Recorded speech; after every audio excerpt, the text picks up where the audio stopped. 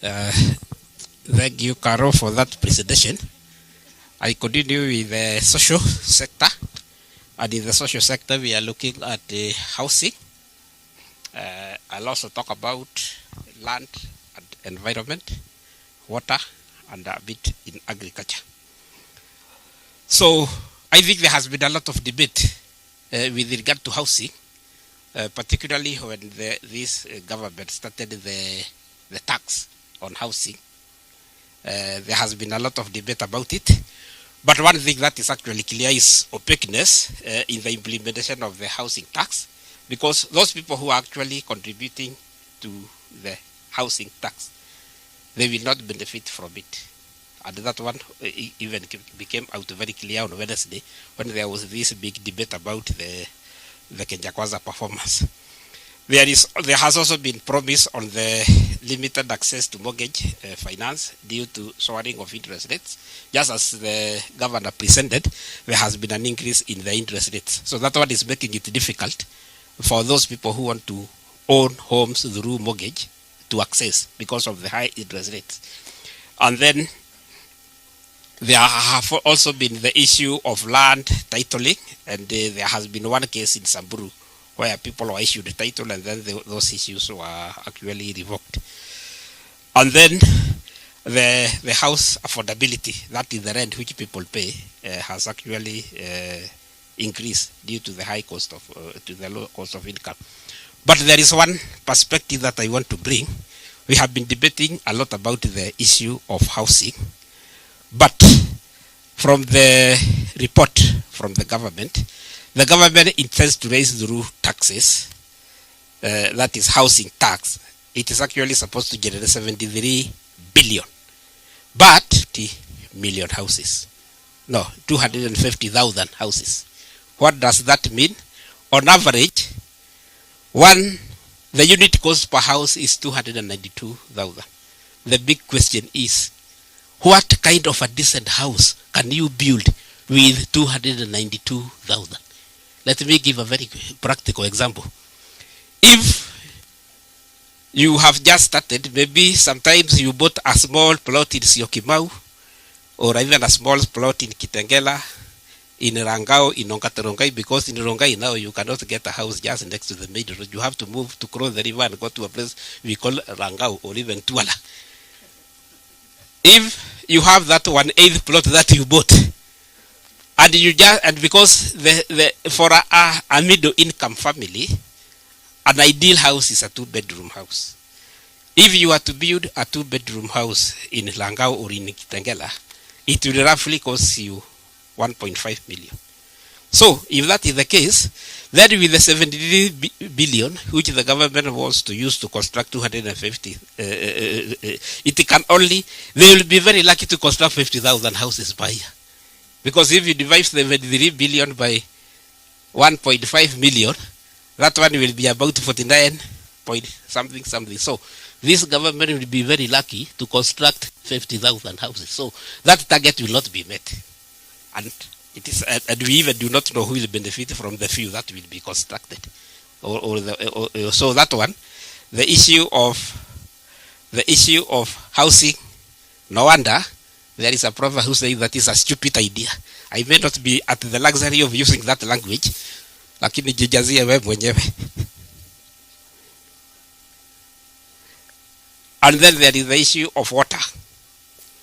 As we have seen, since this government took over power, they have been running to open small. In fact, the amount of money that they spent to go and open a tap of water is more than the money that was used to construct that project of water.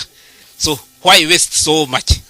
And sometimes they even use a helicopter to go and open a water tap in Kiambu. So you can see.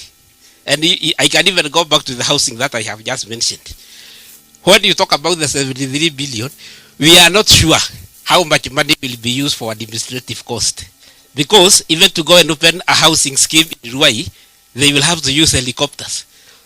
So the 73 billion may actually not go directly to the construction of the houses. Because there will be so many administrative costs.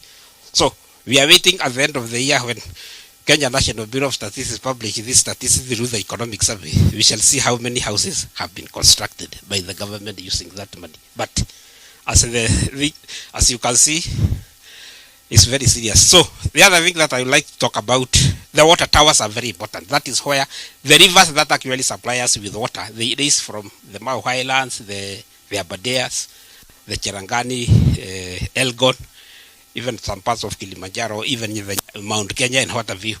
But you see, this is very ironical in our country. When we are in an international conference, we pretend to be climate change experts. We even host an international conference on climate change.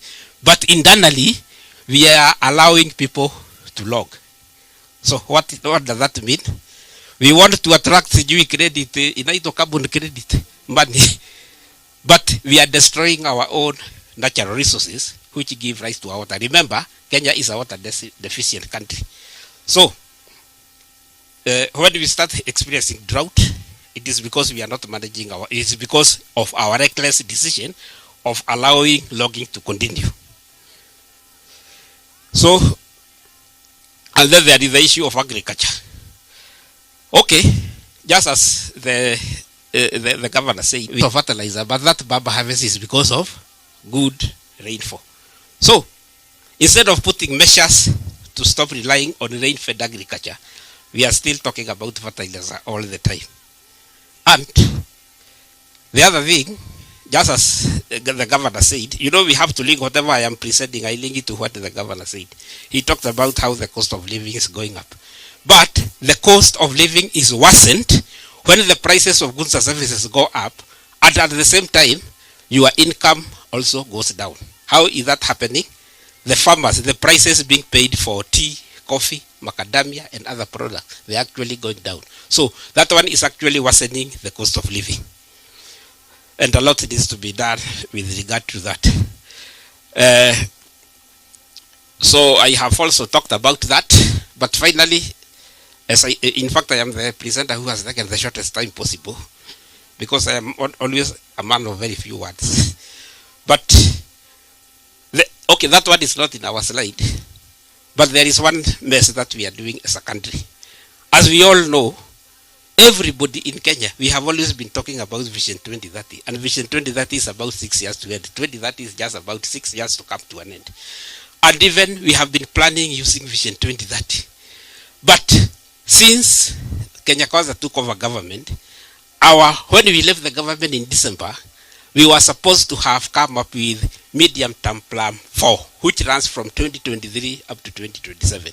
It is the one that is used to implement the Vision 2030 or the projects in the Vision 2030.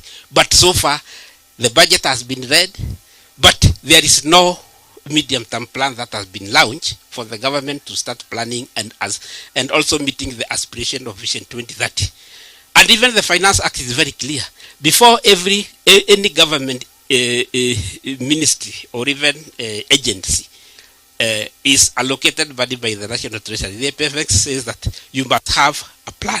Even for the county government, for them to start receiving money from the national government to implement their plans, they must have what we call the county integrated development plans. But when at the national level we have not allowed the medium-term plan, we don't expect the counties to follow a good example of the national government. So the implementation of Vision 2030 under the KK government is actually doomed. I rest my case.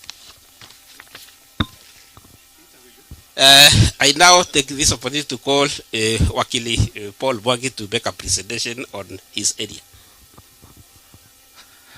Thank you very much. My area is about legal and constitutional